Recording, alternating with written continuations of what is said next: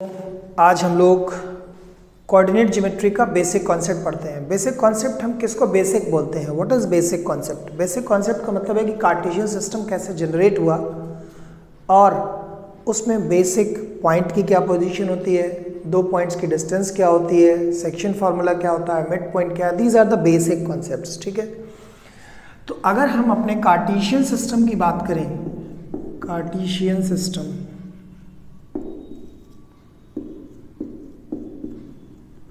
तो ये Cartesian system बना कैसे? दो नंबर लाइन के परपेंडिकुलर पोजीशन में ले आने से। ये एक नंबर लाइन ले लें और एक ये नंबर लाइन, दोनों एक दूसरे के परपेंडिकुलर हैं और दोनों के इंटरसेक्शन पॉइंट को हम ओरिजिन कहते हैं। यानी जो हॉरिजॉन्टल लाइन है उसे हम लोग एक्स एक्सिस के नाम से पहचानते हैं, वर्टिकल लाइन को वाई एक्सिस के नाम से पहचानते हैं। तो ये कार्टेशियन सिस्टम कहलाता है, यानी इसी को हम टू डायमेंशन ज्योमेट्री भी बोलते हैं। अगर अब हम आपसे बोलें कि एक्स ओ एक्स डैश, तो इसे क्या कहा गया? X axis. ठीक, वाई ओ वाई डैश, इसे Y axis.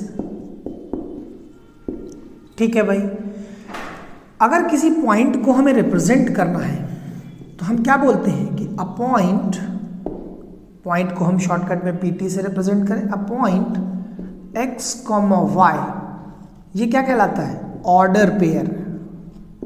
This is order pair.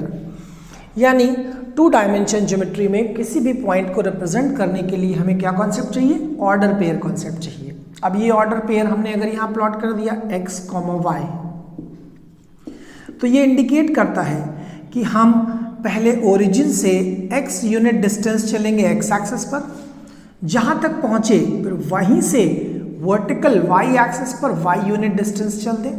This is the representation of x comma y. ठीक है भाई, इसका मतलब है इसको हमने टू डायमेंशन ज्योमेट्री में रिप्रेजेंट करना सीख लिया और ये कार्टेशियन प्लेन बन गया। अब कहानी आती है कि ये जो पॉइंट है, इस पॉइंट में x को क्या कहा जाता है?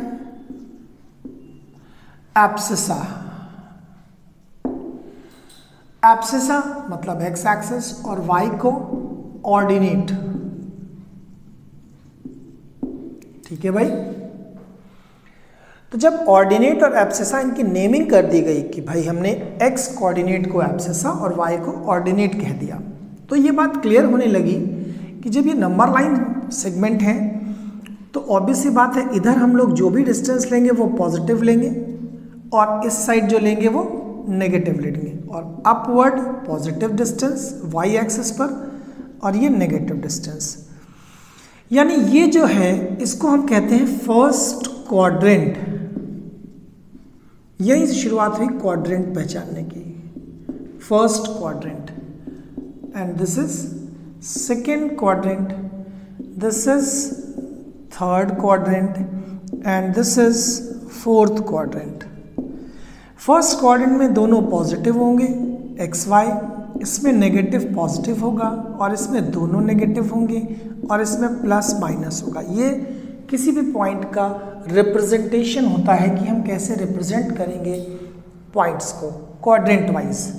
एग्जाम्पल के लिए अगर हमने आपसे बोला कि -3,2 ये प्लॉट करना है, तो आपने कहा कि सर ऐसा करते हैं ओरिजिन से 3 यूनिट लेफ्ट साइड, क्योंकि माइनस है तो 1 2 3 और फिर 2 यूनिट वाई एक्सिस पर पॉजिटिव ऊपर 1 2, this is the point is -3,2, ये बन गया। तो ये कार्टेशियन सिस्टम में किसी एक पॉइंट को रिप्रेजेंट करने का तरीका है। ठीक है भाई, अब आई बात कि जब हम एक पॉइंट को ऐसे रिप्रेजेंट कर रहे हैं तो ये कार्टेशियन सिस्टम में कहलाता है। ठीक है, एक और सिस्टम बना जिसका नाम था polar system. Yes, polar system. क्यों? क्योंकि अगर हम किसी भी पॉइंट को रिप्रेजेंट कर रहे हैं तो हम खाली ऐसे नहीं रिप्रेजेंट कर रहे हैं कि एक्स एक्सिस चले और वाई एक्सिस चले। क्यों ना किसी भी पॉइंट की रिप्रेजेंटेशन हम ऐसे भी तो कर सकते हैं कि ओरिजिन से कितने डिस्टेंस पर है और कितने एंगल पर है, theta and this is r. तो ये सिस्टम बनकर आया पोलर सिस्टम, जिसे कहा गया आर थीटा। अभी मैंने आपको नाम लिखकर दिखाया कार्टेशियन सिस्टम। कार्टेशियन सिस्टम में मैंने आपको बताया कि दो नंबर लाइंस परपेंडिकुलर होंगी, काम खत्म।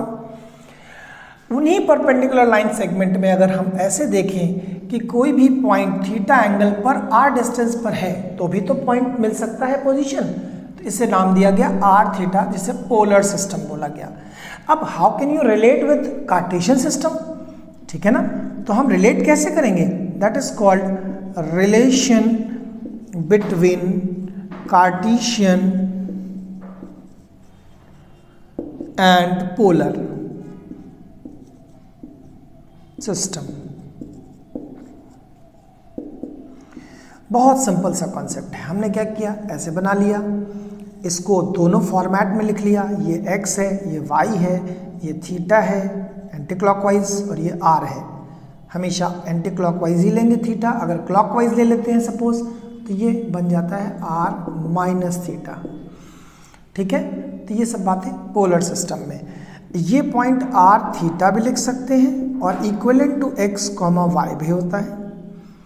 अब हमने आपसे कहा कि भाई जरा इसको कार्टेशियन से पोलर या पोलर से कार्टेशियन, तो बहुत सिंपल सी बात है, अगर हम बेस अपॉन हाइपोटेन्यूज ले लें x अपॉन r तो क्या बना cos थीटा, तो x की वैल्यू क्या हो गई r cos थीटा, बहुत ही आसान। ऐसे ही अगर हम लोग y अपॉन r ले लें तो दिस इज साइन थीटा, तो ये क्या बन गया y is equals to r sine theta. This is called polar से कार्टेशियन में जाना, पोलर से कार्टेशियन में जाना। कैसे, r भी पता है, थीटा भी पता है, हमने वैल्यू पुट कर दी, x आ गया, y आ गया, this is called polar to Cartesian. अब देखो बेटा, हमने अभी आपको क्या क्या चीजें बताई। पहला सिस्टम बताया कार्टेशियन सिस्टम, कार्टेशियन सिस्टम, और दूसरा लिखा पोलर सिस्टम, है ना। अभी मैंने आपको थोड़ी देर पहले बताया था कि कार्टेशियन से पोलर में कैसे जाते हैं या पोलर से कार्टेशियन कैसे जाते हैं। जैसे मान लीजिए ये r थीटा गिवन है, तो हमें कार्टेशियन में जाना है, यानी एक्स वाई में चेंज करना है। तो मैंने अभी आपको बताया कि ये थीटा पता होगा, ये r पता होगा। एग्जाम्पल के लिए अगर हमारे पास लिखा हुआ है √2, π/4, this is the polar coordinate, polar point, है ना। अब reduce into Cartesian form, reduce into Cartesian form. आपने कहा सर अभी तो मैंने लिखा था x बराबर r cos थीटा, तो r है √2, cos थीटा है π/4, यानी √2, 1/√2, दोनों कैंसिल 1।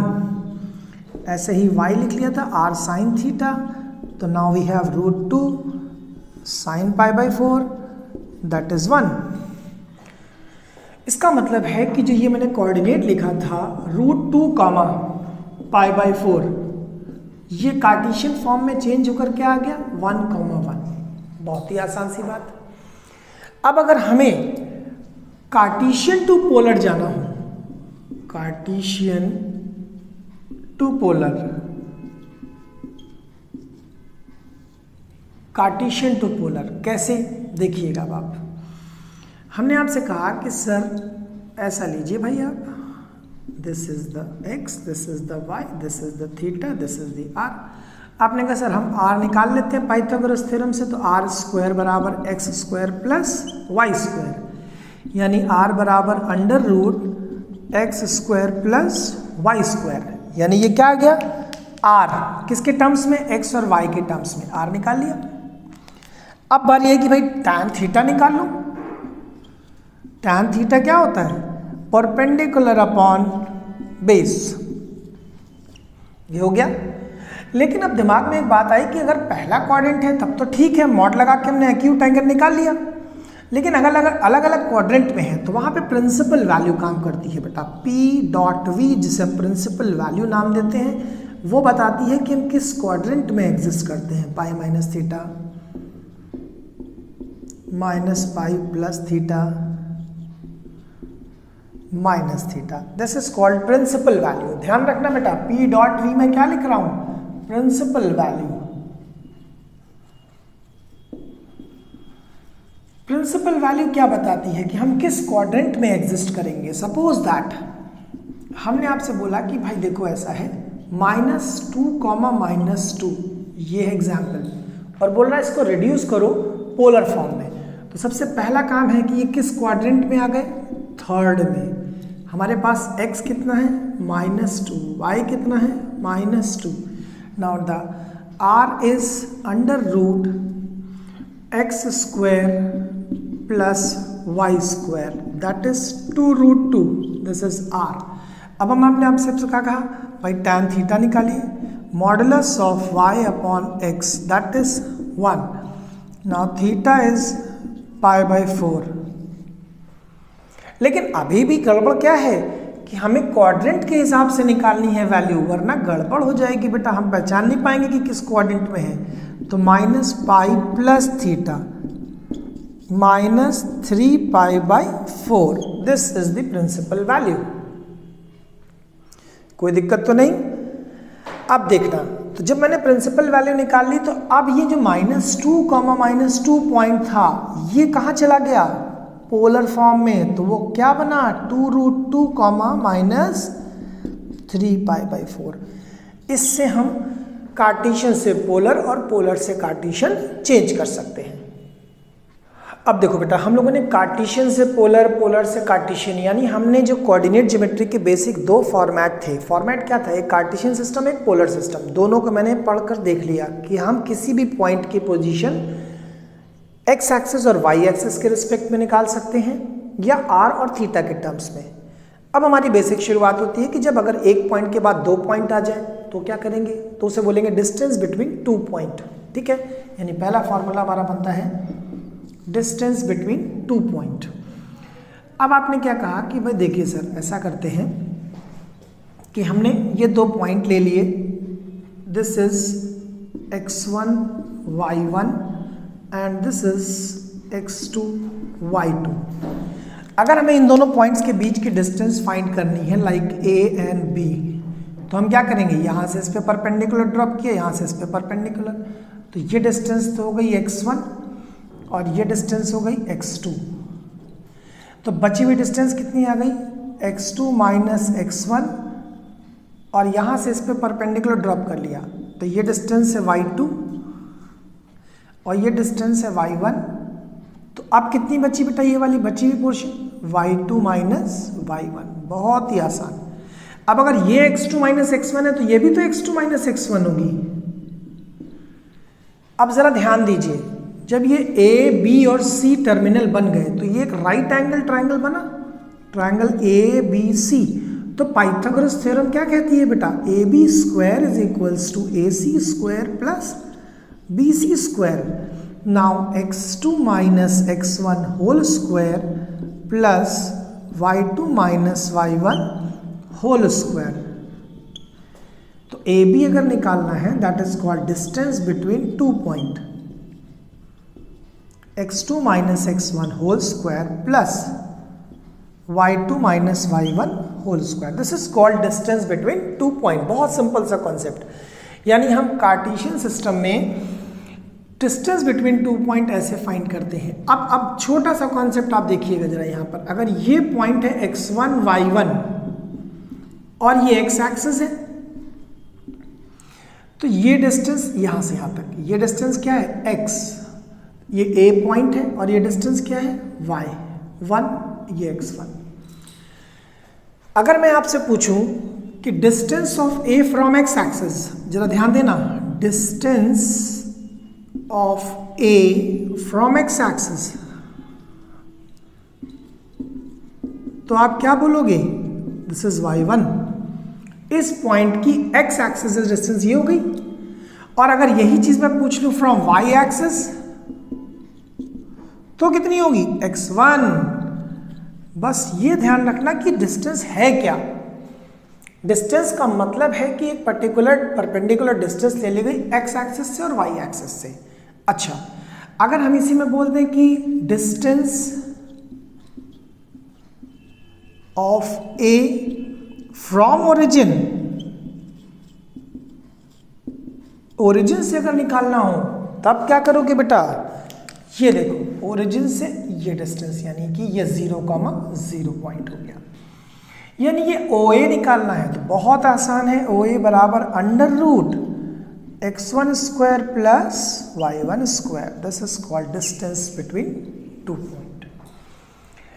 अब अगर हम इनके यूजेस सीखना चाहें कि भाई हम इसको किस तरह से यूज कर सकते हैं, तो यूजेस के लिए सबसे पहला पॉइंट आता है कि if 3 points are given, 3 points are given like x1 y1, ये A पॉइंट है, x2 y2, this is B point, and C point is x3 y3। अब अगर हमें ये बताना है कि ये 3 पॉइंट मिलकर ट्रायंगल कैसा बना रहे हैं, बस सबसे बड़ी बात आ गई कि हम ट्रायंगल का नेचर पता करना चाहते हैं बेटा। तो अगर हम आपसे पहला ट्रायंगल बोले कि भाई इक्विलैटरल ट्रायंगल क्या है,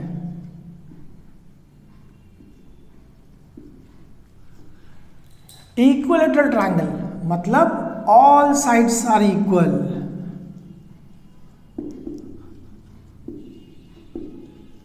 मतलब सभी साइड्स इक्वल होनी चाहिए ट्रायंगल की। अगर हम ऐसे बना रहे हैं ट्रायंगल, तो ट्रायंगल को मैंने बोला ये A है, ये B है, ये C है, तो अगर हम बोलते हैं ये सब इक्वल हैं तो वो इक्विलैटरल ट्रायंगल है, AB BC AC। फिर मैं आपसे बोलता हूँ भाई राइट एंगल ट्रायंगल क्या होता है, right angled triangle. Right angle triangle में बस आपको ये देखना है कि सबसे बड़ी साइड कौन सी है और जो लॉन्गर साइड है उसका square sum of 2 smaller sides square की, this is Pythagoras theorem follow करना चाहिए। तीसरा आइसोसेलेस। आइसोसेलेस क्या होता है, 2 sides are equal, 2 sides are equal मतलब any 2 sides are equal, AB is equals to BC, BC is equals to AC, AC is equals to AB। ठीक है बेटा। अभी बेटा हम लोग पढ़ रहे थे यूजेस ऑफ डिस्टेंस फॉर्मूला, तो अभी तो 3 पॉइंट देखे थे। सेकंड में देखो जरा, अगर 4 पॉइंट्स दिए हैं, इफ 4 पॉइंट्स आर गिवन, तो उससे हमारा एक क्वाड्रिलेटरल बनेगा, A x1 y1, B x2 y2, C x3 y3 and D x4 y4। ये 4 पॉइंट्स दिए गए हैं, कोऑर्डिनेट दिए गए हैं ऐसे A B C D। अब हमें ये बताना है कि ये क्वाड्रिलेटरल क्या क्या बन सकता है। तो सबसे पहला हम लेते हैं, अगर रेक्टेंगल लेना चाहें, रेक्टेंगल कैसे बनता है, डिस्टेंस फॉर्मूला, सब में ध्यान रखना, सब में डिस्टेंस फॉर्मूला। तो डिस्टेंस फॉर्मूले में रेक्टेंगल की कंडीशन होती है कि opposite sides equal and diagonals are also equal, बस ये ध्यान रखना। रेक्टेंगल की क्या कंडीशन होनी चाहिए बेटा, कि अपोजिट साइड्स इक्वल, यानी AB is equals to CD, BC is equals to AD and AC is equals to BD। Very important point, ये जरूर याद रखना। दूसरे में अगर हम स्क्वायर देखना चाहें, स्क्वायर, इसमें तो ऑल साइड्स इक्वल होती हैं, लेकिन खतरा कहां पर है बेटा, अभी तो मैं दिखाता हूं कि ये अगर स्क्वायर है तो सारी साइड्स इक्वल होनी चाहिए, AB BC CD DA, और AC is equals to BD equal होगा, दिस इज कॉल्ड स्क्वायर। अगर हम आपसे बोल देते पैरेललोग्राम, ये शॉर्टकट में लिखते हैं पैरेललोग्राम, है ना,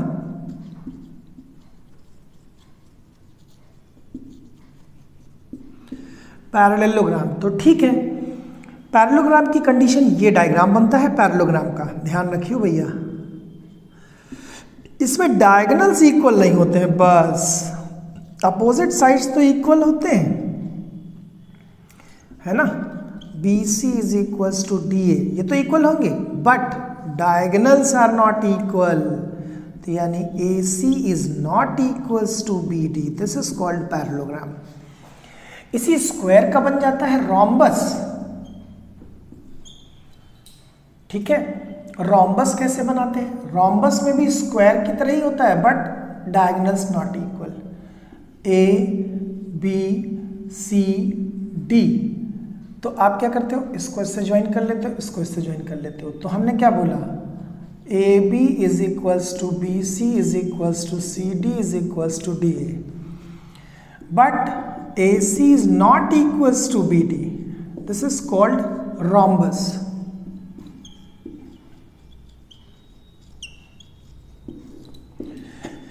इस तरह से हम डिस्टेंस फॉर्मूले को अलग अलग डायग्राम में, चाहे वो 3 पॉइंट्स हो तो ट्रायंगल के फॉर्मेट पे, 4 पॉइंट्स है तो। अच्छा, कोलिनियर कैसे प्रूव करते हैं भाई? एक पॉइंट आ गया दिमाग में, कोलिनियर कैसे प्रूव करते हैं 3 पॉइंट्स को, A, B एंड C? बहुत अच्छी बात, बहुत सिंपल सी बात है।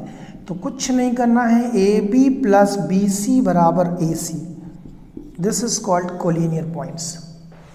तो इस तरह से हम डिस्टेंस फॉर्मूले को अलग अलग तरीके से यूज कर सकते हैं। ठीक है,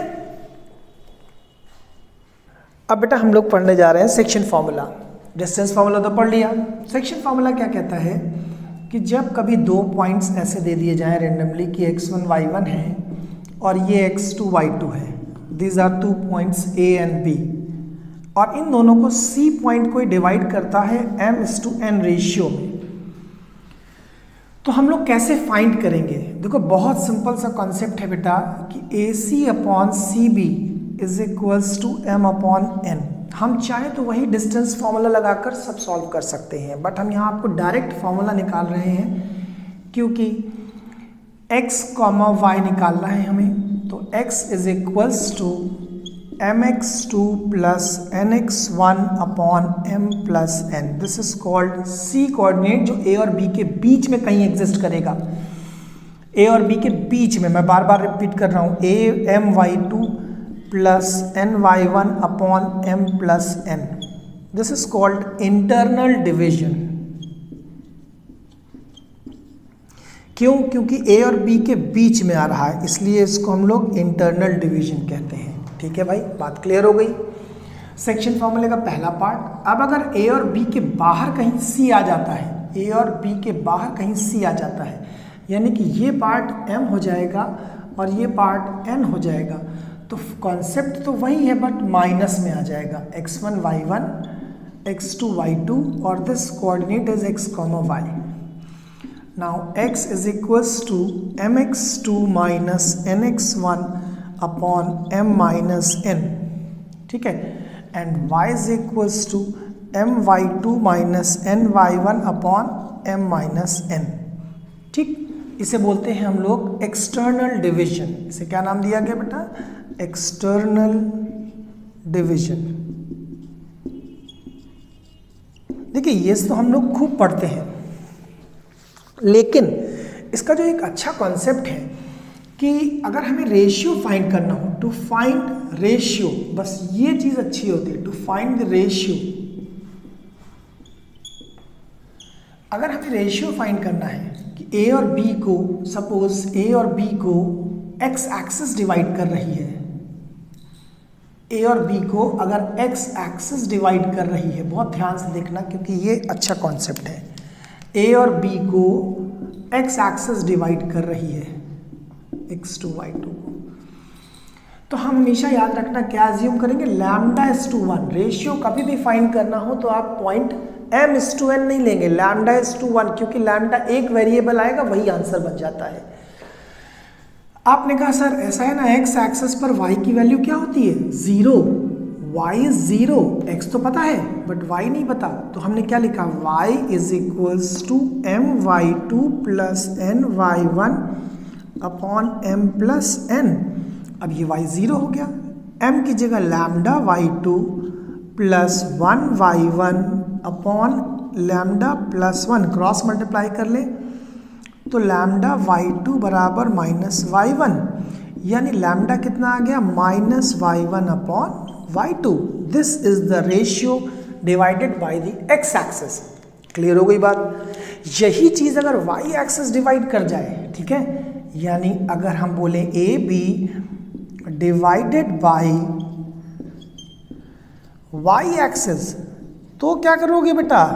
बहुत सिंपल, x0 ले लोगे, और जब x0 ले लोगे तो फिर वही concept mx2 plus nx1 upon m plus n, यानी 0 is equals to lambda x2 plus 1x1 upon lambda plus 1। यानी अब हमारे पास रेशियो क्या आने लगा बेटा कि lambda is equals to minus x1 upon x2। This is called the ratio. I think कोई कंफ्यूजन नहीं होना चाहिए, क्योंकि जब हम x एक्सिस लेंगे तो y1 y2 का रेशियो लेंगे, और जब y एक्सिस लेंगे तो x1 x2 का रेशियो लेंगे। बहुत सिंपल सी बात है। इसी में अगर हम आपसे बोले भाई मिड पॉइंट क्या होता है,